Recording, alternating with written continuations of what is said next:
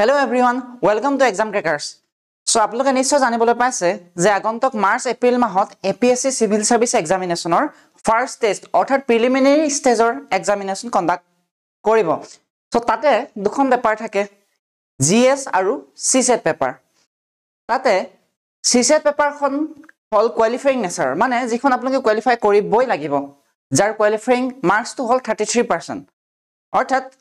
200 মাৰ্কসৰ ভিতৰত আপোনালোকে 66 বা 67 পালে আপোনালোকে কোৱালিফাই কৰিব। আৰু যিখন জিএস পেপাৰ 1 সেইখন হল মেৰিট বেস, মানে সেইখনে আপোনালোকৰ মেৰিট নিৰ্ধাৰণ কৰিব, সেইখন নিৰ্ধাৰণ কৰিব যে আপোনালোকে এই প্ৰিলিমছ কোৱালিফাই কৰিব নে নাই। কিন্তু আপোনালোকে যদি সিসেট পেপাৰখন কোৱালিফাই নকৰে তেনেহলে জিএস পেপাৰ যিখন 1 সেইখন সেকেন্ড নহব। গতিকে আমি বহুত ষ্টুডেন্টৰ পৰা এনেকুৱা কোৱেৰি পাইছো যে বিগত দুটা বছৰ ধৰি বা দুবাৰ তিনিবাৰ তেওঁলোকে কেৱল সিসেট পেপাৰখন কোৱালিফাই নকৰাৰ বাবে প্ৰিলিমছ এক্সামিনেশ্যন কোৱালিফাই কৰিব পৰা নাই। গতিকে এয়া অতিকে দুখৰ কথা, কাৰণ যিখিনি মেইন সাবজেক্ট সেইখিনিত আপোনালোকে যিমান এক্সপাৰ্ট হলেও বা যিমান পালেও যদি সিসেট পেপাৰ কোৱালিফাই নকৰে তেনেহলে লাভ নহয়। গতিকে আজি সেই ভিডিঅটো আমি সিসেট পেপাৰ ৰিলেটেড ৰাখিছো। সিসেট পেপাৰখনৰ ডিটেইল সিলেবাস আমি ডিসকাশন কৰিম। So আৰম্ভ কৰাৰ আগতে a little bit about myself. I am Bulbul Gohai. I am a physics graduate আৰু মই নিজে APSC Civil Service Examinationৰ ইন্টাৰভিউ দিছো আৰু সিসেট পেপাৰখন মই দুবাৰকৈ কোৱালিফাই কৰিছো দুটা প্ৰিলিমছত। এগেইন UPSC সিসেট পেপাৰো মই দুবাৰ কোৱালিফাই কৰিছো। গতিকে মোৰ এক্সপেৰিয়েন্সৰ পৰা আপোনালোকক আজি এই ভিডিঅটো আমি আৰম্ভ কৰিম। সো আৰম্ভ কৰাৰ আগতে আমাৰ কিছুমান ইনফৰমেশন আমাক আপোনালোকক দিছো যে আমাৰ সিসেটৰ বা সম্পূৰ্ণ APSC ফাউন্ডেশন আৰু ক্ৰেশ কোৰ্স আৰম্ভ হৈছে। 5 জানুৱাৰীত এটা স্কলাৰশিপ টেষ্ট হোৱা কথা আছিল, কিন্তু SI এক্সামৰ বাবে আমি সেই ডেটটো পিছুৱাব লগা হ'ল। আগন্তুক 10 জানুৱাৰী তাৰিখে আমি সেই স্কলাৰশিপ টেষ্টটো পাতিছো, আপোনালোকে এটেন্ড কৰিব। ঠিক আছে, তাতে আমি স্কলাৰশিপৰ ব্যৱস্থা কৰিছো আপ টু 50%। লগতে যি কেজনে টপ 3 থাকিব তেওঁলোকক ফুল ফাউন্ডেশন কোৰ্স, প্ৰিলিমছ, মেইনছ আৰু ইন্টাৰভিউ প্ৰিপাৰেচন আমি আমাৰ ফালৰ পৰা ফ্ৰীকে কৰোৱা হ'ব। লগতে যি কিছুমান এনেকুৱা কলা শাখাৰ ষ্টুডেন্ট থাকে যিয়ে জিএস সাবজেক্ট কিন্তু ভালে থাকে বাট সিসেটত উইক থাকে, তেওঁলোকে সেপাৰেটলি পৰা শিকিব পাৰে। ঠিক আছে, আমি বাইলিংগুৱেল ৰাখিছো, ইংলিছ আৰু অসমীয়া দুইটা ভাষাই ব্যৱহাৰ কৰা হ'ব। ডন্ট ওয়াৰি, মই সিসেট কোৰ্সটো লম আৰু মই নিজে এজন জাতীয় বিদ্যালয়ৰ পাছ আউট ষ্টুডেন্ট, গতিকে আপোনালোকে অসমীয়া মিডিয়ামতো আপোনালোকে শিকিব পাৰিব। সো হেতু আপোনালোকে চিন্তা নকৰিব। সো নিউ ইয়াৰ বুলি পেলাই আমাৰ ফালৰ পৰা আপোনালোকক অফাৰ দি থকা হৈছে, গতিকে আমাৰ হোৱাটসএপ নম্বৰত আপোনালোকে কন্টেক্ট কৰিব। ঠিক আছে। সো ইয়েস, আৰু APSC ৰিগাৰ্ডিং এনেকুৱা কিছুমানৰ কোৱেৰি আমি পাওঁ যে আছামিজ মিডিয়ামৰ মেটেৰিয়েল লাগে বা কিছুমান স্পেচিফিক মেটেৰিয়েল তেওঁলোকে পোৱা নাই। সো যিকোনো ধৰণৰ সাপোৰ্টৰ বাবে, যিকোনো ধৰণৰ গাইডেন্সৰ বাবে আপোনালোকে এই হোৱাটসএপ নম্বৰত কন্টেক্ট কৰিব, হোৱাটসএপ বা ফোন কৰিব পাৰে। ঠিক আছে, regarding APSC, any query regarding APSC। Okay, so এতিয়া আমি সিলেবাস ডিসকাশন প্ৰসেসটো আৰম্ভ কৰো। চাওক, যিকোনো এক্সামৰ প্ৰিপাৰেচনৰ বাবে, বিশেষকৈ কম্পিটিটিভ এক্সামত সিলেবাস আৰু প্ৰিভিয়াছ ইয়াৰ কোৱেশ্চনছ পেপাৰ এইখিনিয়ে হয় আপোনালোকৰ গাইড। ঠিক আছে, সিলেবাসত ইয়াত দিয়া থাকে যেনেকৈ ধৰে ক্লাছ 10 লেভেল বুলি পেলাই। ক্লাছ 10 লেভেলৰ বুলি ক'লে তো বহুত ধৰণৰ আহি পৰে, গতিকে কেনেকুৱা ধৰণৰ কোৱেশ্চনছ আহে হেয়া প্ৰিভিয়াছ ইয়াৰ কোৱেশ্চন বোৰ যদি আপোনালোকে এনালাইজ কৰে তেতিয়া ভালদৰে বুজিব পাৰিব। হেতুৱে আমি কৰিম। ঠিক আছে, আজিৰ ভিডিঅ'টোত আমি সিলেবাসখন in detail point to point আমি ডিসকাস কৰিম। লগতে আমি আমাৰ সেই কোৰ্সটো বা আমাৰ সেই যিটো প্ৰকল্প আমি লৈছো এবাৰ, সেইটো কেনেদৰে আমি আগুৱাই লৈ যাম তাৰ বিষয়েও আপোনালোকক কম। ঠিক আছে, গতিকে আহা আৰম্ভ কৰো। APSC বা UPSC যিখন সিসেট সিলেবাস অলমোস্ট সেম হয়। ঠিক আছে, তেওঁলোকে ব্ৰিফলি মেনশন কৰিছে, আমি হেতু ডিটেইল ডিসকাশন কৰিম। ব্ৰিফলি তেওঁলোকে কেনেদৰে মেনশন কৰিছে চাও আহা। সো টোটাল মাৰ্কস আহে 200, কোৱেশ্চনছ থাকে 80, গতিকে পাৰ কোৱেশ্চন 2.5 মাৰ্কে পোৱা যায় আৰু ডিউৰেচন হয় 2 আৱাৰ, 2 ঘণ্টা, আৰু এক্সাম একেদিনাই হ'ব। ঠিক আছে, প্ৰিলিমছ এক্সামিনেশ্যনৰ জিএছ আৰু সিসেট দুইখন পেপাৰ একেদিনাখনে কণ্ডাক্ট কৰা হয়। জিএছ পেপাৰ 1 আগবেলা হয় আৰু জিএছ পেপাৰ 2 তাৰে আফটাৰনুন বা পিছবেলা কণ্ডাক্ট কৰে। ঠিক আছে, সো কেনেদৰে ব্ৰিফলি মেনশন কৰিছে এপিএছচি চাও আহা ইয়াত কৈছে কম্প্ৰিহেনশন বৰ বিশেষ মেনশন কৰা নাই আমি ডিসকাস কৰিম interpersonal skills including communication skills logical reasoning and analytical ability আপোনালোকে হে সিসেট নামটো চাই ধৰিব পাৰিব লাগে civil service aptitude test ঠিক আছে general mental ability basic numeracy number and their relations orders of magnitude etc of class 10 level ইয়াত উল্লেখে কৰি দিছে class 10 level so class 10 লৈকে mathematics সকলোৱে পঢ়িছো আৰু পাস হৈ আহিছো ঠিক আছে কিন্তু আমি যেহেতু গ্ৰেজুৱেচন লৈকে অলমোস্ট 5 বছৰ পাৰ হৈ যায় বিশেষকৈ কলা শাখাৰ যি সকল বিদ্যাৰ্থী তেওঁলোকৰ গতিকে মেথছৰ পৰা তেওঁলোকৰ ৰিলেচন অকনমান ডিসটেন্স হৈ যায়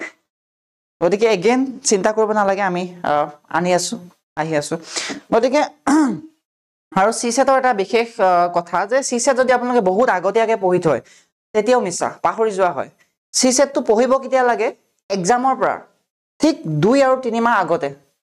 ঠিক আছে গতিকে প্ৰিলিমছ এক্সাম জনামতে শুনামতে মাৰ্চৰ শেষত হ'ব আৰু বা নহয় নতুবা এপ্ৰিলৰ প্ৰথম সপ্তাহত সো হে এতিয়াৰ পৰা যদি আপোনালোকে আৰম্ভ কৰে তেতিয়া আপোনালোকে ধুনীয়াকৈ সিসেট পেপাৰ কোৱালিফাই কৰিব পাৰিব কাৰণ চোৱা 33% মাৰ্কছ লাগে এগেইন এতিয়াৰ পৰা যদি আপোনালোকে আৰম্ভ নকৰে যি সকলৰ ফাউন্ডেশন উইক হয় তেওঁলোকে কিন্তু কভাৰ কৰিব কাৰণে অকনমান দিগদাৰ হ'ব ঠিক আছে Again, our data interpretation, chart, graph, table, data sufficiency, etc. of class 10 level. It can say more basically difficult to nahe APSC, but UPSC CSAT paper from all of beleg. That criteria about conman more than difficult question of how the Haza. General 2022 is the CSAT paper still more qualified for issue, no doubt. But that Kiswana question graduation level of maths he said. গতিকে অকমান difficult আছিল multiple concept লগাই পেলাই answer কৰিব লগা এনেকুৱা আছিল যেহেতু মই নিজে ফিজিক্সৰ ষ্টুডেন্ট আছিল সো গতিকে মই ইমান ডিফিকাল্টি পোৱা নাছিল বাট কোৱা মতে ডিফিকাল্ট আহিছে দেন এপিএসসি মেনশন কৰিয়ে দিছে যে 33% মাৰ্কছ হে লাগে কোৱালিফাই কৰিব কাৰণে যদি নাপায় তেনেহলে জিএস পেপাৰ 1 আপোনালোকৰ চেক কৰা নহব ঠিক আছে এতিয়া চাও হা মেইনলি যেটো সিসেটৰ সিলেবাস হয় তাক আমি তিনটা ভাগত ভাগ কৰিব পাৰো quantitative aptitude reasoning and English ঠিক আছে কোয়ান্টৰ যিখিনি কোৱেশ্চনছ আহে তাক আমি এনালাইজ কৰি পেলাই তাক বিভিন্ন ধৰণে বেলেগ বেলেগ পাৰ্টছত আমি ডিভাইড কৰিছো যাতে আমি আপোনালোকক শিকাবৰ কাৰণে বা আপোনালোকে ষ্টাডি কৰিবৰ কাৰণে সুবিধা হয় যদি কবাৰ পৰা কোৰ্স লৈ পঢ়ে বা সেলফ ষ্টাডি যদি আপোনালোকে কৰে তথাপি এই ক্ৰনলজিটোৱে আপোনালোকে ফলো কৰিব যেটো ক্ৰনলজি আমি ইয়াত মেনশন কৰিম ঠিক আছে প্ৰথমে আপুনি নাম্বাৰ সিস্টেমৰ পৰা আৰম্ভ কৰিব যদি আপোনালোকে কোয়ান্টিটেটিভ এপ্টিটিউড টু ষ্টাডি কৰিব লৈছে বা প্ৰিপেয়াৰ কৰিব লৈছে নাম্বাৰ সিস্টেম কাৰণ নাম্বাৰ সিস্টেমৰ বিষয়ে যদি আপোনালোকে নাজানে তেনেহলে এইচএফ এলসিএম বা বাকিবোৰ নোৱাৰিব তাৰ পিছতে HCF and LCM then mathematical operations then problems of ages average I think এইখিনি টাৰ্ম মই অসমীয়াত কোৱাটো প্ৰয়োজন নহব এতিয়া It's simple term আপোনালোকে পাই থাকে যিকোনো এক্সামত এপিএসসি কন্ডাক্ট কৰা ডিপাৰ্টমেন্টাল এক্সাম কিছুমান আছে নহয় যেনেকে টুৰিজম ডেভেলপমেন্ট অফিচাৰ সিডিপিও বা সাইন্টিফিক অফিচাৰ এনেকুৱাবোৰতো সেম প্যাটাৰ্নে ফলো কৰে এপিএসসি মানে এপিএসসি যিমান ডিপাৰ্টমেন্টাল এক্সাম পাতে সেম প্যাটাৰ্নৰ কোৱেশ্চনে আহে সিসেটৰ কথা কৈছো মই দেন এৰিথমেটিক জিওমেট্ৰিক এণ্ড হাৰমনিক প্ৰগ্ৰেছন সিৰিজ এপিজিপি আমি পঢ়ি আহিছো স্কুলত হয়নে পাৰ্সেন্টেজ তো আমি হৰৰ পৰা পঢ়ি আহিছো সিম্পল এন্ড কম্পাউন্ড ইন্টাৰেস্ট ঠিক আছে আপোনালে কি কৰিব এটা টপিক এদিন আপোনালোকে লৈ লব আৰু তেনেদৰে আপোনালোকে কভাৰ কৰি যাব আমি কেনেদৰে কভাৰ কৰিম হেতু কৈ দিছো আমি কি কৰিম আজি সাপোজ আমি নাম্বাৰ সিস্টেম পঢ়িলো স্টাৰ্টিং তো আমি নাম্বাৰ সিস্টেমৰ পৰা দিম এটু ক্ৰনলজি আমি ফলো কৰিম নাম্বাৰ সিস্টেমত প্ৰথমে আমি থিওৰি খিনি পঢ়িম নাম্বাৰ সিস্টেমত কি কেনেকুৱা ধৰণৰ জানিব লগা থিওৰি আছে ফৰ্মুলাছ বোৰ আছে বিশেষকৈ মেথছত থিওৰি মানে কি ফৰ্মুলাছ বা কনসেপ্টছ ঠিক আছে এই প্ৰথমে ফৰ্মুলা বা কনসেপ্ট সমূহ পঢ়িম তাৰ পিছত তাৰ ৰিলেটেড 15 to 20 কোৱেশ্চন আমি সলভ কৰিম মানে নাম্বাৰ সিস্টেমৰ ৰিলেটেড 15 পৰা 20 টা কোৱেশ্চন আমি সলভ কৰিম ঠিক তেনেদৰে এইচএফ আৰু এলসিএম লখাগু আৰু গখাগু লগত ৰিলেটেড কনসেপ্ট সমূহ ষ্টাডি কৰি পেলাই মানে কেনেদৰে উলিয়াই লখাগু গখাগু কোন ধৰণৰ কোৱেশ্চন নট লখাগু গখাগু এপ্লাই কৰিব পাৰে সেইখিনি ষ্টাডি কৰি পেলাই তাৰ পিছতে আমি 15 পৰা 20 টা কোৱেশ্চন আমি কি কৰিম প্ৰেক্টিস কৰিম ক্লাছত প্ৰেক্টিস কৰিম প্লাস আমি যেতিয়া উইকলি টেষ্ট পাতিম বা টেষ্ট সিৰিজ সমূহ দিম তাতে আপোনালোকে এগেইন বেলেগ বেলেগ টাইপৰ কোৱেশ্চন পাব চাওক এলসিএম আৰু এইচসিএফ দেখিবৰ কাৰণে বহুত ইজি বস্তু কিন্তু এলসিএম আৰু এইচসিএফ সলভ কৰাৰ দুটা টাইপ থাকে গম পায় আৰু বেলেগ বেলেগ কোৱেশ্চনত এপ্লাই হয় ঠিক আছে যদি আপোনালোকে প্ৰেক্টিস নকৰে তেনেহলে নোৱাৰিব কেৱল থিওৰি পঢ়ি নহব প্ৰেক্টিসও কৰিব লাগিব হেতুৰ ওপৰত আমি বহুত ফোকাস কৰিছো যাতে প্ৰেক্টিস হৈ থাকে প্ৰিলিমছলৈকে প্ৰেক্টিস হৈ থাকে আৰু আমাৰ কোনো ষ্টুডেন্টে যাতে সিসেটত মানে ডিসকোয়ালিফাই হ'ব লগা নহয় ঠিক আছে কাৰণ সিসেটত ডিসকোয়ালিফাই হ'ল মানে কি তেওঁ কম্পিটিশনত নামিবই নোৱাৰিল জিএস পেপাৰ তেওঁৰ সেকেন্ড হ'ল আমি চেষ্টা কৰিম যাতে সিসেটৰ কোনো ষ্টুডেন্টে আমাৰ ডিসকোয়ালিফাই নহয় ঠিক আছে দেন ম্যাথমেটিক্যাল অপাৰেশন ডিফাৰেন্ট টাইপৰ ম্যাথমেটিক্যাল অপাৰেশনৰ ওপৰত কোৱেশ্চনছ আহে প্ৰবলেমছ অন এজেস এখিনিৰ ওপৰত ঠিক আছে সো ইয়েস আমি ডিটেইল ডিসকাশন কৰিম ভিডিও বা মানে বেলেগ বেলেগ মানে আগন্তক ভিডিও সমূহত আজি কেৱল সিলেবাসখন ইন ডিটেইল ডিসকাস কৰিছো প্ৰফিট এন্ড লছৰ কোৱেশ্চন আহে 20% প্ৰফিটত বিক্ৰী কৰিলে 20% লছ হ'ল এনেকুৱা ধৰণৰ কোৱেশ্চনছ ৰেশিও প্ৰপৰশন মিক্সাৰ এন্ড পাৰ্টনাৰশিপ ঠিক আছে ওয়াৰ্ক টাইম এন্ড ডিসটেন্সৰ তো পাই আছে ট্ৰেইনৰ কোৱেশ্চন আহে ঠিক আছে প্ৰিন্সিপাল অফ ইকুৱেশ্যন দ্বিঘাত সমীকৰণৰ ওপৰত কোৱেশ্চনছ আহে এৰিয়া এন্ড পেৰিমিটাৰ ঠিক আছে ভলিউম এন্ড সাৰফেস এৰিয়া এইবোৰ একো ডিফিকাল্ট বস্তু নহয় বহুত ইজি বস্তু জাস্ট যিখিনি ফৰ্মুলা আপোনালোকে পাহৰিছে সেইখিনি ফৰ্মুলা আপোনালোক কোনোবাই কনসলিডেটেড ফৰ্মত দি দিব লাগে যে এইখিনি ফৰ্মুলা এইগিটা আপুনি প্ৰেক্টিস কৰক কোৱালিফাই কৰি যাব কাৰণ লাগে কেৱল 33% ঠিক আছে আনফৰচুনেট ইট ইজ ভেৰি আনফৰচুনেট যে বহুত ষ্টুডেন্ট এনেকুৱা আছে যে দুবাৰ তিনিবাৰ লৈকে সিসেটত ৰখি যায় আছে ঠিক আছে আমাৰলে ফোন আহে কোৱেৰি আহে আমি গম পাওঁ হেতু যাতে হ'ব নালাগে কেতিয়াও ঠিক আছে so again geometrical figure geometry টু পঢ়ি আহিছো হোৰ পৰা ঠিক আছে পাৰমুটেশনছ এন্ড কম্বিনেশনছ ঠিক আছে আমি জানো এপিএসসি এক্সামৰ কাৰণে কিমান এফৰ্ট লাগে যেহেতু ময়ো নিজে ইন্টাৰভিউ ষ্টেজলৈকে যোৱা হয় ঠিক আছে গোটে বছৰটো এফৰ্ট কৰি পেলাই যদি আপোনালোকে সিসেটত কোৱালিফাই নকৰে হেতু বহুত আনফৰচুনেট হেতু কেতিয়াও হ'ব নালাগে কেৱল এপিএসসি নহয় আমাৰ অসমৰ যিসকল ছাত্ৰ ছাত্ৰী তেওঁলোকে ইউপিএসসি এক্সামো দিব লাগে আৰু তাৰ কাৰণে প্ৰচেষ্টা কৰিব লাগে ঠিক আছে গতিকে হেতু ডেফিনেটলি কৰিব লাগে বাট ইউপিএসসি সিসেটটো আৰু বেছি ডিফিকাল্ট আহে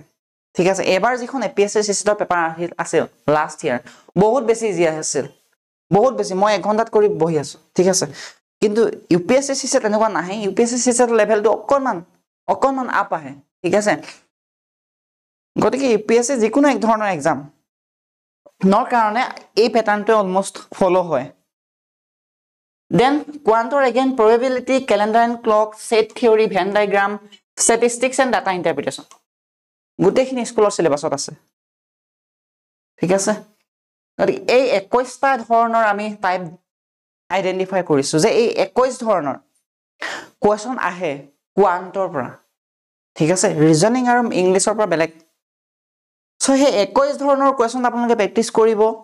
তাৰ থিওৰি সমূহ আপোনালোকে যদি আমি কি কৰিম আমি হে গুটে 21 ধৰণৰ টাইপৰ কোৱেশ্চনৰ থিওৰি ডিসকাস কৰিম তাৰ ৰিলেটেড যিখিনি ফৰ্মুলা হে ফৰ্মুলাৰ কনসলিডেটেড ফৰ্মত আপোনালোকক মেটেৰিয়েল দি দিম যে এইখিনি ফৰ্মুলা এক্সামৰ আগদিনাখনি কেৱল এই ফৰ্মুলাখিনি আপোনালোকে অলপ ৰিভাইজ কৰি যাব ঠিক আছে প্ৰেক্টিসটো আমি কৰিয়ে থাকিম আমি চেষ্টা কৰিম যাতে ষ্টুডেন্টে কেৱল আৰু কেৱল জিএছত ফোকাস কৰক সিসেটটো আমাৰ ওপৰত এৰি দিয়ক কাৰণ সিসেটটো আমি ক্লাছতে ইমান প্ৰেক্টিস কৰাম থিওৰি আৰু প্ৰেক্টিস কৰাম আৰু কনসলিডেটেড ফৰ্মত মেটেৰিয়েল আমি দি দিম থিওৰি ফৰ্মুলা মেটেৰিয়েল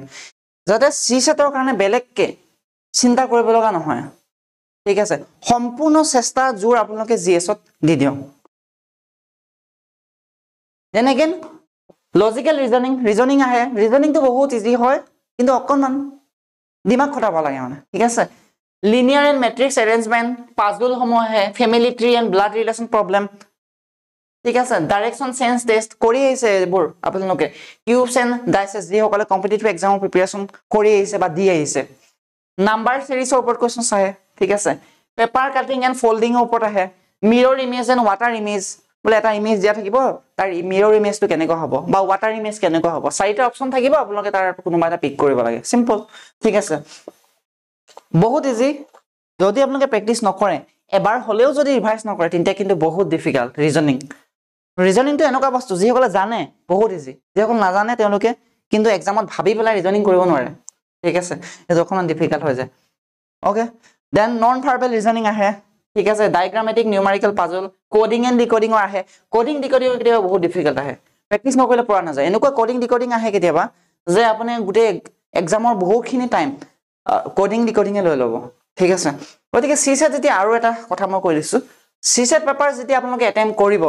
এটা কুৱেশ্যন যদি আপোনালোকে পৰা নাই, বিশেষকৈ ৰিজনিঙৰ, কেতিয়াও সেই কুৱেশ্যনটোক ষ্টাক কৰি নাথাকিব। যদি ষ্টাক কৰি থাকে আপোনালোকৰ 2 ঘণ্টা কেতিয়া পাৰ হৈ গ'ল গমেই নাপাব, এনেকুৱা হয়, ঠিক আছে। আৰু সেই মিষ্টেকসমূহ নহ'ব কেতিয়া, তেতিয়াহে নহ'ব যেতিয়া আপোনালোকে মক টেষ্ট দিব, ঠিক আছে। এক্সামটোৱে মক টেষ্ট বনাই নেপেলাব। বহুতে এনেকুৱা কৰে যে মেইন এক্সামটোৱে মক টেষ্ট বনাই পেলাই, ঠিক আছে, সেইটো নকৰিব। অ'কে, তাৰ আগতে মক টেষ্ট দি যাব। চিলজিজিমৰ ওপৰত আহে, ডাটা চাফিচিয়েঞ্চিৰ ওপৰতো আহে, logical deduction, statement and conclusion and statement and assumption, yes assertion ৰিজনৰ কুৱেশ্যনছ আহে, ঠিক আছে। বেলেগ বেলেগ এক্সামত আপোনালোকে এইবোৰ এটেম্প কৰিছে, আই থিংক আপোনালোকে যদি APSC দিব ডেফিনেটলি বাকী ডিপাৰ্টমেণ্টেল এক্সামসমূহ আপোনালোকে এপিয়াৰ কৰিছে, ঠিক আছে। যদিও কৰা নাই ডোণ্ট ৱৰি, আমি ইমানেই মক টেষ্ট কৰাম যে আপোনালোকে হেবিট হৈ যাব, ঠিক আছে। ইংলিছ লেংগুৱেজ এণ্ড কম্প্ৰিহেনশ্যন, ইংলিছত ৰিডিং কম্প্ৰিহেনশ্যনেই আহে APSCত, ঠিক আছে। বহুতে আকৌ ভাবিব পাৰে মই ইংলিছত ভাল, কলা শাখাৰ বিদ্যাৰ্থী, গতিকে মেথছ আৰু ৰিজনিং মই লিভ মাৰি দিওঁ, কেৱল ইংলিছ দিয়ে মই CSAT পেপাৰ কোৱালিফাই কৰি দিম। একচুৱেলি এইটো এটা ৰং approach, this is not possible. কাৰণ ৰিজনিঙত আপোনালোকে ক'ব নোৱাৰে যে 100% কাৰেক্ট। মেথছ আৰু কোৱান্ট আৰু ৰিজনিং এনেকুৱা দুটা বস্তু য'ত নেকি আপুনি বিশেষকৈ কোৱান্টত আপুনি গম পাই থাকিব যে কাৰেক্ট হৈছে নে নাই। ৰিজনিঙতো গম পাবলৈ অকণমান দিগদাৰ হয়। ৰিডিং কম্প্ৰিহেনশ্যনত এইটো বহুত ডিফিকাল্ট। ৰিডিং কম্প্ৰিহেনশ্যনত কি হয়, আপোনাৰ অপশ্যনটো কাৰেক্ট নে নাই এইটো ধৰিবৰ কাৰণে অলপ ডিফিকাল্ট হয়, ঠিক আছে। মানে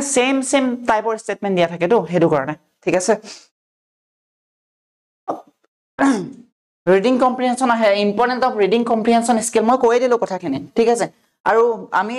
ৰিডিং কম্প্ৰিহেনশ্যনটো 4টা মডিউলত ডিভাইড কৰিছোঁ। এগেইন মই এটা কথা কৈ লওঁ যে ৰিজনিঙত আমি 16টা টাইপ আমি আইডেণ্টিফাই কৰিছোঁ। কোৱান্টিটেটিভ এপ্টিটিউডত 21টা টাইপ আইডেণ্টিফাই কৰিছোঁ। লজিকেল ৰিজনিঙত আমি 16টা টাইপ আইডেণ্টিফাই কৰিছোঁ। মানে এই 16 ধৰণৰ কুৱেশ্যনছ আহে, বা কোৱান্টত এই 21 ধৰণৰ কুৱেশ্যনছ আহে, এনেকে লাষ্ট ইয়াৰ পেপাৰ এনালাইজ কৰি পেলাই প্ৰত্যেকটো ধৰণৰ কুৱেশ্যন আপোনালোকক প্ৰেক্টিচ কৰোৱা হ'ব। তাৰ ৰিলেটেড থিয়ৰী আমি ডিছকাছ কৰিম ক্লাছত। তাৰ ৰিলেটেড যিখিনি ফৰ্মুলা সেইখিনি গোটেইখিনি কম্পাইল কৰি পেলাই কনচলিডেটেড ফৰ্মত আপোনালোকক দি দিম, ঠিক আছে, যাতে এক্সামৰ অলপ দিনৰ আগত ৰিভাইজ কৰি যাব পাৰে। অ'কে, এগেইন চাওক, আৰু মডিউল 2ত আমি ডিছকাছ কৰিম ইংলিছৰ কি ডিছকাছ কৰিম, type of question, style and টোন অফ RC। যদিও RC আহে, চ' RCত কি হয়, বেলেগ ডিফাৰেণ্ট টাইপৰ RC আহে। ৰিডিং কম্প্ৰিহেনশ্যনৰ টাইপ বেলেগ থাকে। সেই কেইটামান যিমান টাইপ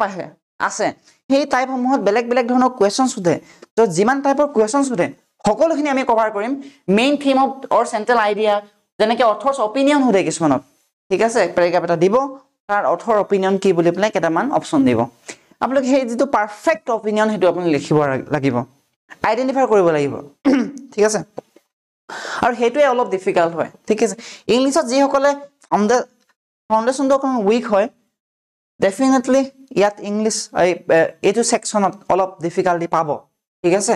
গতিকে সেইটো কাৰণে আমি যিমান পাৰি মক টেষ্ট দিবলৈ চেষ্টা কৰিম, ঠিক আছে। যিমান পাৰি ডিফাৰেণ্ট টাইপৰ ৰিডিং কম্প্ৰিহেনশ্যন আমি ইয়াত কৰাবৰ কাৰণে চেষ্টা কৰিম, ঠিক আছে। দেন এক্সপ্লিচিট ইনফৰমেশ্যন, ইমপ্লিচিট ইনফৰমেশ্যন, এইবোৰ সোধে কেতিয়াবা। ৱৰ্ড ফ্ৰেজ ইন কণ্টেক্সট, তাৰ পৰা এটা ৱৰ্ড দিব, তাৰে মিনিং বা এণ্টনিম চিননিম এইবিলাকো দে। পেছেজ ষ্ট্ৰাকচাৰ আৰু টেকনিক আমি ডিটেইল ডিছকাছ কৰিম, ঠিক আছে। এনালগাছ আৰ্গুমেণ্ট কিছুমান, importance of classifying questions, type and tone, style and tone, এইবোৰ, ঠিক আছে। দেন য়েছ, মডিউল 4 ক্ৰিটিকেল ৰিজনিঙৰ ওপৰত আমি মডিউল 4 ডিছকাছ কৰিম। চ' এইসমূহ যেতিয়া আমি এনেকৈ ক'লে আপোনালোকে মেবি ধৰিব নোৱাৰিব, যিসকল ফাৰ্ষ্ট এটেম্পটাৰ হয় তেওঁলোকেতো ধৰিবই নোৱাৰিব, ঠিক আছে। আমি যেতিয়া ইন ডিটেইল কৰিম প্ৰেক্টিছ কৰিম কোৱেশ্যনছ তেতিয়া আপোনালোকে বেছি ভালকৈ বুজিব পাৰিব ঠিক আছে সো এইখিনি আছিল সিলেবাস ডিসকাশন ঠিক আছে সো আমি 21টা টাইপৰ কোৱান্ট ডিসকাস কৰিম 16টা টাইপৰ ৰিজনিং ডিসকাস কৰিম আৰু আপোনালোকে ধৰি থক ঠিক আছে প্ৰত্যেকটো টাইপৰ আমি যে ডিসকাস কৰিম আমি অন্তত এটা ক্লাছটো লমেই এটা ক্লাছত আমি দুটা তিনটা টপিক ডিসকাস কৰিব নোৱাৰো এটা ক্লাছৰ কাৰণে সৰি এটা টপিকৰ কাৰণে এটা ক্লাছ আমি লমেই ঠিক আছে আৰু সেই টপিকটোৰ ওপৰত থিওৰি দেন তাৰ বেছত কোৱেশ্যন সেইখিনি কৰাৰ পিছত আপোনালোকে উইকলি টেষ্টটো পাবই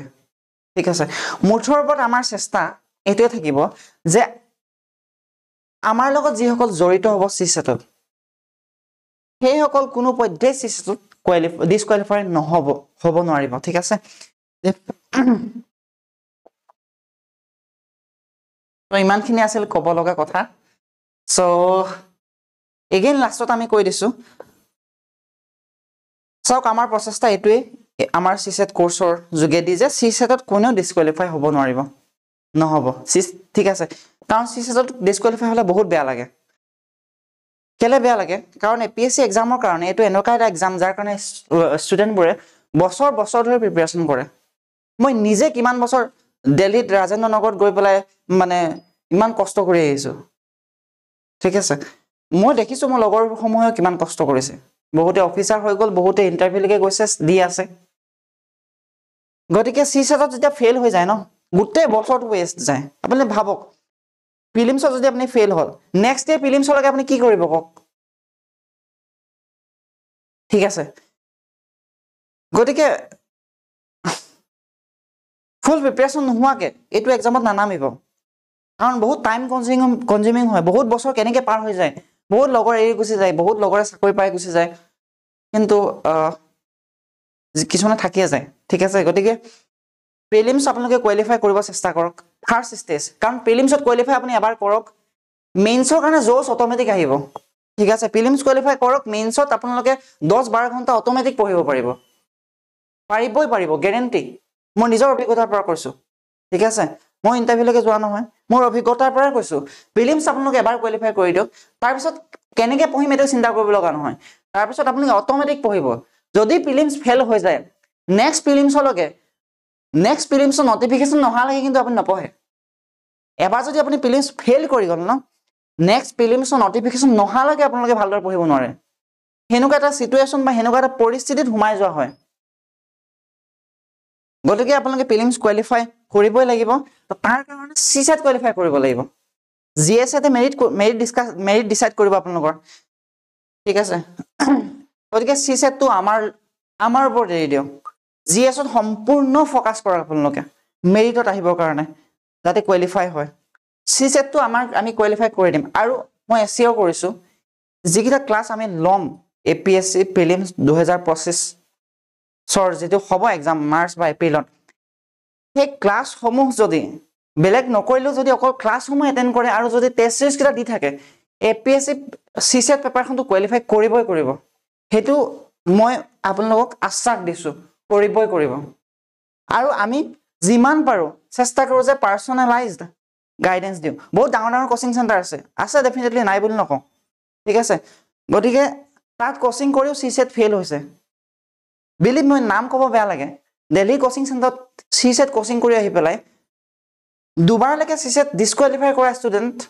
তক মই পাৰ্সোনালি জানো নাম নকওঁ নাম ক'লে বেয়া হ'ব বাট হেতুৱে কথা ঠিক আছে আমাৰ ওপৰত বিশ্বাস ৰাখক সিসেট আপোনালোকে কোৱালিফাই কৰিব ইয়াৰ লগতে এপিএসসি ৰিলেটেড যিকোনো কোৱেৰি যদি আপোনালোকৰ আছে কাৰণ আমি আমাৰ ফাউণ্ডেশ্যন কোৰ্স বা ক্ৰেছ কোৰ্সও আমি ষ্টাৰ্ট কৰিব ওলাইছো ঠিক আছে তাৰ কাৰণে এটা স্কলাৰশ্বিপ টেষ্টটো আমি আয়োজন কৰিছিলো 5 জানুৱাৰী তাৰিখে আয়োজন কৰিছিলো কিন্তু আসাম পুলিচৰ এসআই এক্সাম থকাৰ বাবে আমি এই ডেটটো 10 জানুৱাৰীলৈকে আগবঢ়াই দিলো ঠিক আছে 10 জানুৱাৰীক আপোনালোকে এক্সাম দিয়ক আৰু ফুল ফাউণ্ডেশ্যন কোৰ্স মানে কি প্ৰিলিমছ মেইনছ আৰু ইন্টাৰভিউ লৈকে আমি সম্পূৰ্ণ গাইডেন্স দিম তাৰ বাবে আপোনালোকে 50% লৈকে স্কলাৰশ্বিপ পাব পাৰে আৰু টপ 3 যি সকল আহিব টপ 3 তেওঁলোকেটো সম্পূৰ্ণ ফ্ৰী এডমিশন হ'ব তেওঁলোকৰ ঠিক আছে গতিকে এতিয়া কথাটো হল সেলফ ষ্টাডি কৰিব নোৱাৰি নেকি ডেফিনেটলি পাৰি সেলফ ষ্টাডি কৰে বহুতে কিন্তু কি হয় ন এইটো এক্সাম ইমান এটা লং জাৰ্নি হৈ যায় সেলফ স্টাডি কৰি ডিসিপ্লিন মেইনটেইন কৰাটো বহুত ডিফিকাল্ট হয় ঠিক আছে এটলিষ্ট মইতো ডিফিকাল্ট পাইছিলো সেইটো কাৰণে মই কোচিং লৈছিলো ইয়েস মই কোচিং লৈছিলো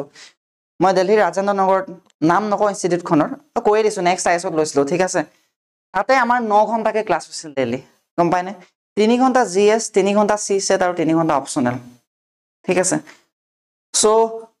মই বেলেগ একো কৰা নাই হে কোচিংৰ যিখিনি মেটেৰিয়েল সেইখিনি পঢ়ি ইন্টাৰভিউলৈকে পাই গলো অলপমান মাৰ্কছৰ কাৰণে ফাইনেল সিলেকশন ৰৈ গল ঠিক আছে এসটি হোৱা হেতেন অবিয়াসলি অফিচাৰ হৈ থাকিলো হেতেন ইয়াত ওকে সো যিয়ে নহওক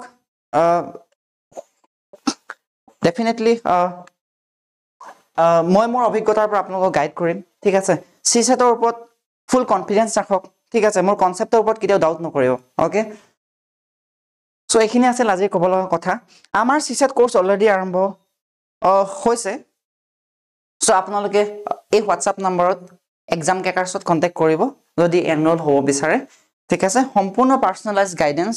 আৰু এসিওৰেন্স দিছো যে সিসেটত কোনো ডিসকোয়ালিফাই নহয় ঠিক আছে সিসেটত কোনেও ডিসকোয়ালিফাই নহয় ওকে আপোনালোকে সম্পূৰ্ণ জিএছত ফোকাস কৰক ওকে সো এইখিনি আছিল আজি ক'ব লগা কথা বিলিভ আস যে সিসেটত আপোনালোকে কেতিয়াও ডিসকোয়ালিফাই নহব ঠিক আছে আৰু আমাৰ স্কলাৰশিপ টেষ্টটো ডেফিনেটলি দিব ঠিক আছে কোনোবা এখন ইনষ্টিটিউটৰ লগত জড়িত হৈ থকাটো বহুত দৰকাৰ ওকে মই নিজে ইউপিএসসি কাৰণে প্ৰিপাৰেচন কৰি আছো ঠিক আছে ময়ো কোচিং কৰিছো কৰি আহিলো আৰু বৰ্তমানে প্ৰিপাৰেচন কৰি আছো আৰু এখন কোচিং সেন্টাৰ এক্সাম ক্ৰেকাৰ্ছ আসামৰ লগত মই এক্টিভলি জড়িত হৈ আছো কিয় জড়িত হৈ আছো কাৰণ মোৰ নিজৰ ডিসিপ্লিন মেইনটেইন কৰিবৰ কাৰণে ঠিক তেনেদৰে আপোনালোকেও নিজৰ ডিসিপ্লিন মেইনটেইন কৰি ৰখাটো বহুত ইম্পৰ্টেন্ট ঠিক আছে হেতু কাৰণে ফাউন্ডেশন কোৰ্সৰ হেতু ইম্পৰ্টেন্স ঠিক আছে বস্তু মেটেৰিয়েলটো আপোনালোকে পায়ে যায় বেলেগত কিন্তু এটা প্ৰপাৰ গাইডেন্স বা এটা ফ্লো মেইনটেইন কৰি ৰাখিবৰ কাৰণে আপোনালোকে এটো সুবিধা হয় যদি আপোনালোকে কোনো এখন সেন্টাৰ কোনো এটা ইনষ্টিটিউটৰ লগত যদি আপোনালোকে জড়িত হৈ থাকে বহুত সুবিধা হয় এটো মই কিবা প্ৰমোশন কৰিছো বা কিবা বুলি কোৱা নাই এটো মোৰ পাৰ্সোনালাইজ এক্সপেৰিয়েন্সৰ পৰা কৈছো আৰু আপোনালোকে যেতিয়া প্ৰিপাৰেচন কৰিব হেতু আপোনালোকে নিজে অনুভৱ কৰিব ঠিক আছে একো নকৰি যদি ঘৰত আপোনালোকে যদি বহি যায় ঠিক আছে প্ৰিপাৰেচন কৰিম বুলি বেলে একো কানেকশন নথকাকে বহুত ডিফিকাল্ট হয় বিলিভ মি গতিকে আপোনালোকে সেই স্কলাৰশিপ টেষ্টটো স্কিপ নকৰিব ঠিক আছে এই সুবিধাটো আপোনালোকে লওক ঠিক আছে এনেও ফিজটো কমে হয় বাট স্কলাৰশিপ টেষ্টৰ পৰা আপোনালোকে আৰু অলপ ডিসকাউন্টত পাব যেহেতু ষ্টুডেন্ট লাইফত ফাইনান্সিয়াল প্ৰবলেম আহে হেতু মই নিজেও ফেস কৰি থৈছো ওকে গতিকে এইখিনি আছে আজি ক'ব লগা কথা আপোনালোকে সোনকালে কন্টাক্ট কৰক ঠিক আছে thank you so much thank you for watching this video thank you for your patience and your presence thank you everyone